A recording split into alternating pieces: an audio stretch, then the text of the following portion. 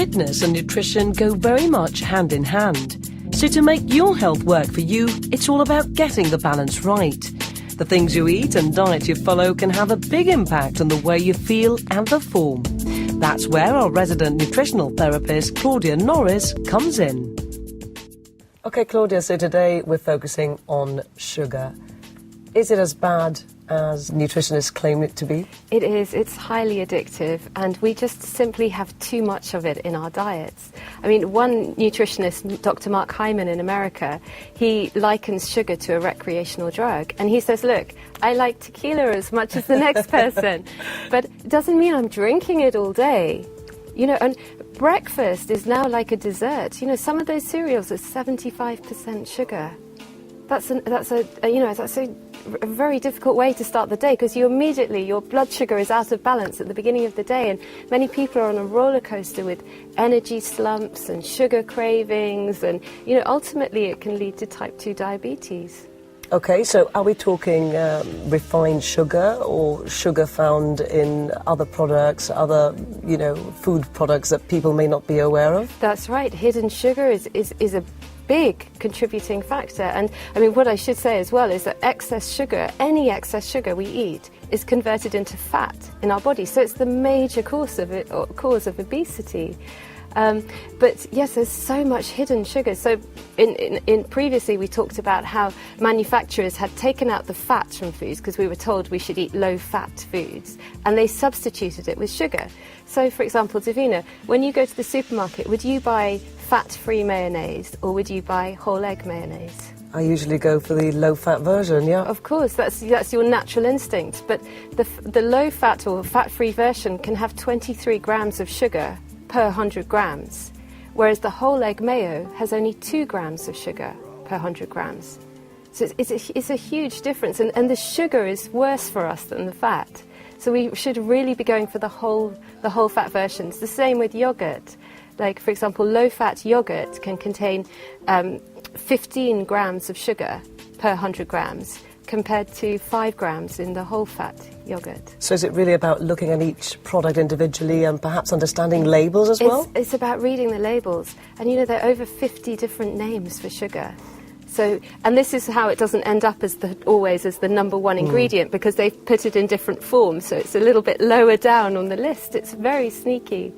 And this is where it's really worth getting to grips with what you're eating, understanding it, and learning how to make things from scratch a little bit. What do you recommend, obviously, because fructose is also sugar, that's what's found naturally in fruits. Yes. So is that healthy? It can be, but not in excess. So, for example, the glucose-fructose syrup, that is a cheap version of sugar, is very, very dangerous to the health because it creates a lot of fat cells around the liver. But fruit, I say fruit with breakfast. And really, to come off the sugar, it's like pulling a plaster off. You just have to, it's best done quickly.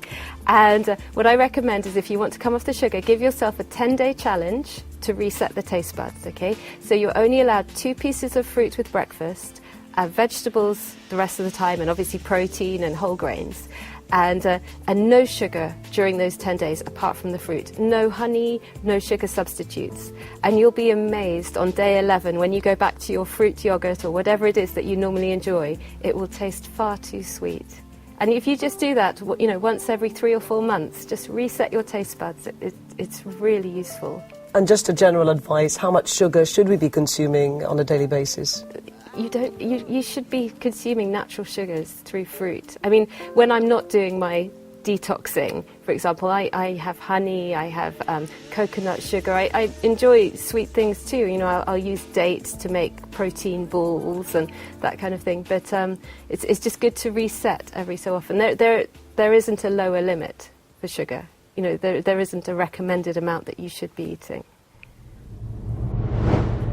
Gibraltar is blessed with good weather and beautiful locations, so working out al fresco is a natural choice for the summer months. The Alameda Gardens is popular with many, not only those who want to work up a sweat, but for tonight's boot camp session, the Botanical Gardens provide the ideal outdoor setting.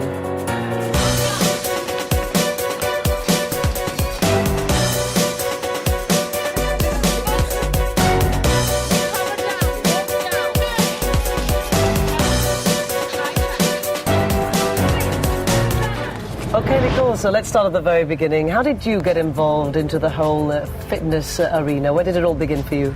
I think generally it started when I was a teenager here in Gibraltar. I was first a swimmer, so fitness has always been part of my life, really. And then I went over to the UK to live there.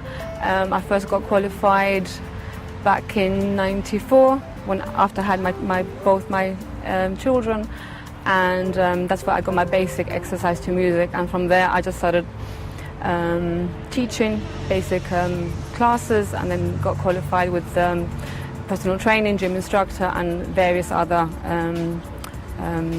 certificates of like body pump. I did do spinning as well, and aqua aerobics as well. So it started all from there, really. So you've certainly been on a journey, you've certainly been yes, busy. It has been. Is it important for you as well to sort of keep motivated, keep it varied? Yes, I do enjoy all different types of exercises. I mean, I do run, I love running. I like to keep my clients motivated with my different classes that I do on a weekly basis. And yes, I mean, I have a page in Facebook where everyone sort of chats, and we sort of keep ourselves motivated, as we say. But yes, I do enjoy the aspect of my life. It's part of my life, really.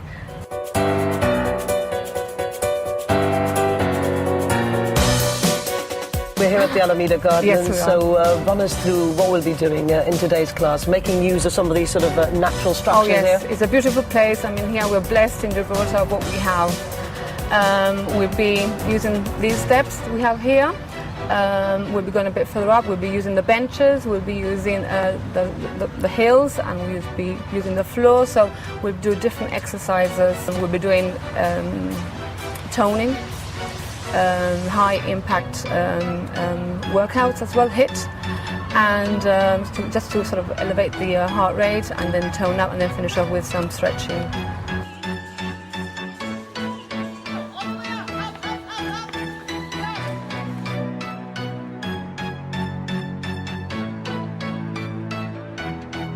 I love circuits. It's a pick and mix of all the exercises, and it's fun. The hour goes really quickly, and you get a good workout. Is it about challenging the body and the mind as well? Yes. If you just do the same thing day in, day out, the body gets used to that. So it's good to challenge the body, sort of work out of your comfort zone. That's what I say. So, and it's fun. So you have to make it fun as well. So it should not be a chore, like, oh gosh, I've got to go out and do a class because of this. That. You have to enjoy it. It has to, and it's part of what I do.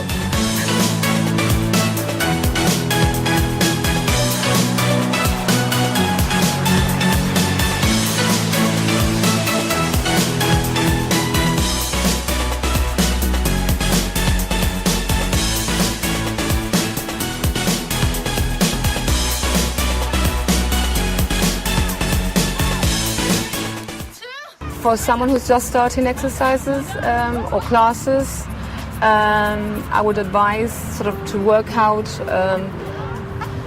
twice, 3 times a week, giving yourself a break in between each exercise, each workout. So give your body used to exercise and giving your body a little break in between each workout that you do. And again, shop around, go around different classes, what you enjoy the most. Here in Gibraltar we have a lot of variation of classes. Again, you can choose personal training, you can choose classes, whatever is out there, shop around. For anyone who's just starting off, exercise, nutrition is very important, but everything should be a balance. Nutrition, healthy food that you enjoy, protein, chicken, fish, lots of greens, sweet potato, rice. Enjoy those food. Again, once in a while, if you enjoy your wine, again, everything should be in moderation. Never sort of go, oh, I can't eat this, I can't eat that. There's no such thing as a bad food. So basically enjoy your food, and what I call is fuel for your classes, for your energy that you need.